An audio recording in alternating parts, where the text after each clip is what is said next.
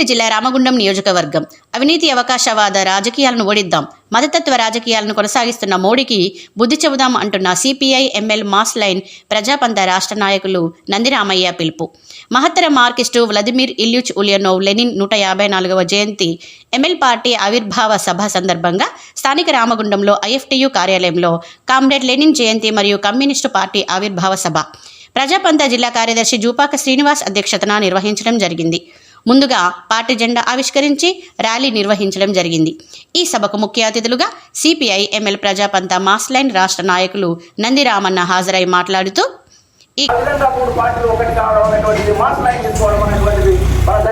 ఇప్పుడున్నటువంటి పరిస్థితులకు తగ్గట్టుగా మార్పు ఏదైతే పెట్టుబడిదారు దేశంగా అభివృద్ధి చెందుతుందో మరి పెట్టుబడిదారు దేశంగా అభివృద్ధి చెందుతున్నటువంటి క్రమంలో మనం కార్మికుల యొక్క ఏదైతే కార్మికుల రాజ్య స్థాపన చేయాలని చెప్పేసి కలగంటున్నామో మరి దానికి అనుగుణంగా మనం ఖచ్చితంగా మనం కార్యక్రమంలో ఎత్తుగడలో అన్నింటిలో మార్పులు చేసుకోవాల్సిన అవసరం ఉందని చెప్పేసి గుర్తించి ఇవాళ మొత్తం మన ప్రజాతంత్ర విప్లవాన్ని మనం సాధించే దిశగా మనం ముందుకు సాగాలి. మన సోషలిస్టు విప్లవాన్ని సాధించే దిశగా మనం ఇంకా మరింత ముందడుగు వేయాల్సినటువంటి అవసరాన్ని కూడా గుర్తించి ఇవాళ మన పార్టీ మాస్ లైన్ అనేటువంటి తీసుకోవడం జరిగింది.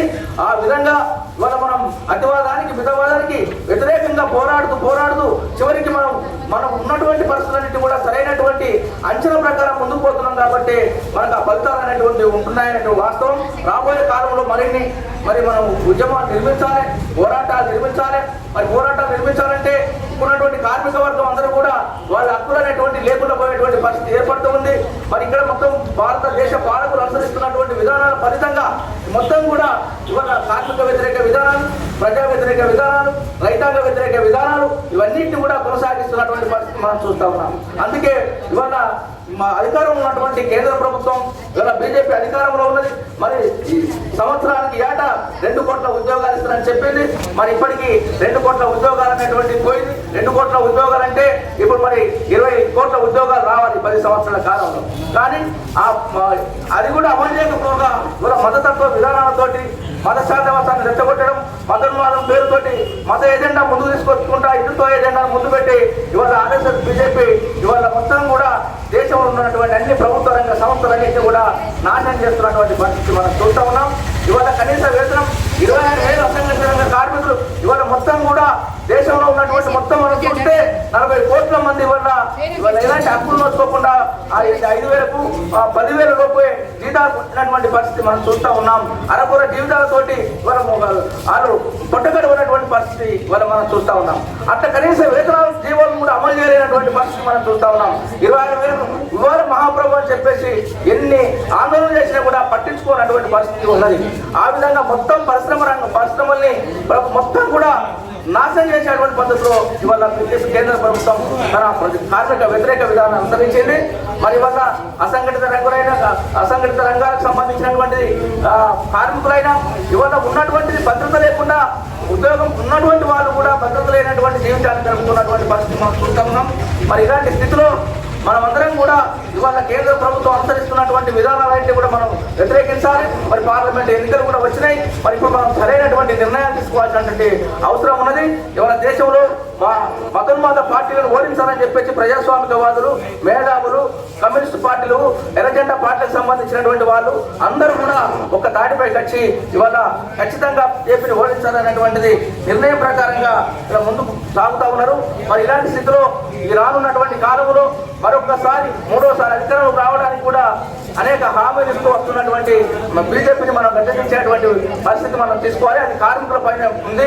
ఎందుకంటే కార్మికుల హక్కులని నాశనం చేసినటువంటి పరిస్థితి మనం చూసాం కాబట్టి ఇవాళ మనమందరం కూడా ఐక్యంగా యూనిట్గా ఉండాల్సిన అవసరం ఉంది. ఆ విధంగా మరి ఇవాళ కోట్లాది మంది ఇవాళ లక్షలాది మంది వీళ్ళందరినీ కూడా మనం ప్రభావితం చేసేటువంటి పరిస్థితిలో రేపు మనం ముందుకు సాగాలి. మరి అలాంటి పరిస్థితి మనకు అంచెలంచెలుగా మనం దానికి ఎదగగలిగినటువంటి పరిస్థితి ఉండాలి. మరి ఇవాళ ఇక్కడ ఆఫీసులు కూడా మనం ప్రారంభించుకున్నారు. ఇది సంతోషకరమైనటువంటి విషయం. మరి ఆఫీసు ప్రారంభించడం అంటేనే ఇక్కడ ఉన్నటువంటి కార్మిక వర్గం, ఈ రామగుండం పారిశ్రామిక ప్రాంతంలో ఉన్నటువంటి కార్మిక వర్గం ఎదుర్కొంటున్నటువంటి సమస్యల పరిష్కారం కోసం సమస్యల్ని ఇవాళ మొత్తం ఉన్నటువంటి యూనియన్ కొన్ని పక్కన పెట్టేసి గాలి పడుతున్నటువంటి పరిస్థితి ఉన్నది. ఇవాళ కాంట్రాక్టర్లు రాజ్యం పెడుతున్నటువంటి పరిస్థితి ఉన్నది. కాంట్రాక్టర్లందరూ కూడా ఇవాళ కార్మిక సమస్యలు పట్టించుకోలేనటువంటి పరిస్థితి ఉన్నది. ఇవాళ లక్షలు కూడా తీసుకొని ఇవాళ పని కోసం ఇవాళ అడుగుతున్నటువంటి పరిస్థితి కూడా మనం చూస్తా ఉన్నాం. అదే యూనియన్ కనుక బలంగా కనుక ఉంటే కార్మికుల పక్షాన నిలబడగలిగే ఉంటే వాళ్ళ ఆటలు సాగవనేటువంటి విషయాన్ని కూడా మనం దృష్టి పెట్టుకోవాలి. మరి ఇలాంటి స్థితిలో ఇక్కడ ఆఫీసులు ఏర్పాటు చేసుకున్నామంటే ఇది సమస్యల పరిష్కార కేంద్రంగా ఉపయోగపడాలి.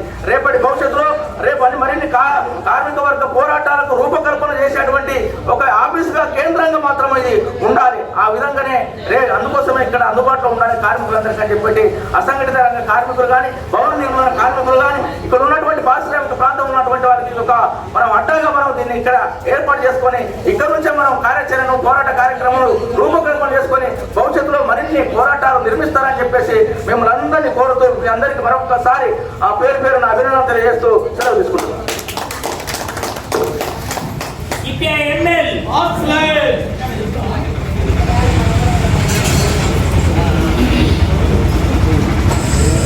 ఇప్పుడు మన రావణం పార్టీ పుట్టినరోజు గురించి అయినా మన విజయం జయంతి గురించి అయినా పూర్తిగా మాట్లాడేది.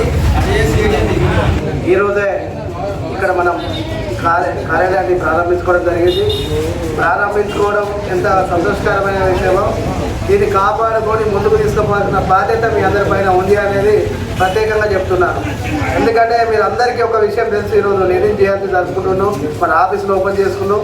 మీరు అందరూ కూడా ఏం ఆలోచిస్తారంటే బయట కూడా చెప్పేవాళ్ళు సూర్యుడు ఉదయిస్తాడు అస్తమిస్తాడు, మన అందరి మీద ఇదే నిజమని నమ్ముతాం. రాజకీయ నాయకులు చెప్పే విషయాలు కూడా అన్నీ నమ్ముతున్నాం. సూర్యుడు ఉదయిస్తాడు అస్తమిస్తాడు, మధ్యాహ్నం అవుతుంది సాయంత్రం అవుతుంది, ఉదయిస్తాడని మనం అందరం అనుకుంటున్నాం. కానీ ఇది సత్యం కాదు. సూర్యుడు ఎక్కడ ఉదయించడు, ఎక్కడ అస్తమించడు, సూర్యుడు ఎక్కడెక్కడ ఉంటాడు, భూమి మాత్రమే తిరుగుతుంది. ఈ విషయాలు అధ్యయనం చేయకపోతే, రాజకీయ నాయకుల చేతుల రాజకీయ మాటలు చెప్పే విషయాలు అధ్యయనం చేయకపోతే మనం ఎప్పటికి కూడా ఇంకా కూడా వాస్తవాలు అర్థం కాకుండా ఈ మోసం చేసే రాజకీయ పార్టీల దోపిడీ పార్టీల చేతిలో నిరంతరం మోసపోతూనే ఉంటాం. విప్లవకారులుగా ముఖ్యంగా ఇవి అధ్యయనం చేయవలసిన అవసరం మనకుంది. పై విషయాన్ని మనం తెలుసుకుంటే ఇప్పుడు మన మధ్యన మనకే ఐక్యత ఉంటుంది. ఎందుకు శంకరణ చెప్తున్నారే, ఎందుకు వైకుంఠం అని చెప్తుంది తినారే, లేదా ఇంకో అన్న చెప్తే ఎందుకు తినారే అని మనమే వీడిపోతూనే ఉంటాము. దోపిడీదారు దోచుకునే పోతూ ఉంటాడు. ఆంధ్ర వచ్చి ఇక్కడ ఇల్లు కడుతూనే ఉంటాడు, బీఆర్ వచ్చి పని చేస్తూనే ఉంటాడు. ఇక్కడ ఉన్నోడికి ఇల్లు ఉండదు, ఇక్కడ ఉన్నోడికి కడుపు ఉండదు, ఇక్కడ ఉన్నోడి కొడుకు ఉద్యోగం రాదు. మనం ఆకలితో సచ్చే పరిస్థితి ఏర్పడుతుంది. ఎందుకు అంటే మన ఐక్యత లేకపోవడం వల్ల. ఈ కార్యక్రమంలో పార్టీ జిల్లా సహాయ కార్యదర్శి గుజ్జల సత్యనారాయణ రెడ్డి, జిల్లా నాయకులు గుమ్మడి వెంకన్న, మంచిర్యాల జిల్లా కార్యదర్శి జాడి దేవరాజు, ఆడప్ శంకరన్న, గొల్లపల్లి చంద్రన్న, మార్త రామన్న, కోడిపుంజర లక్ష్మి, పెండ్యాల రమేష్, కట్ట తేజేశ్వర్ మరియు కొట్టె తిరుపతి, తుల్లశంకర్, మార్త రాధక్క, రమాదేవి, మాటేటి పోషం, వేముల లక్ష్మణులు పాల్గొన్నారు.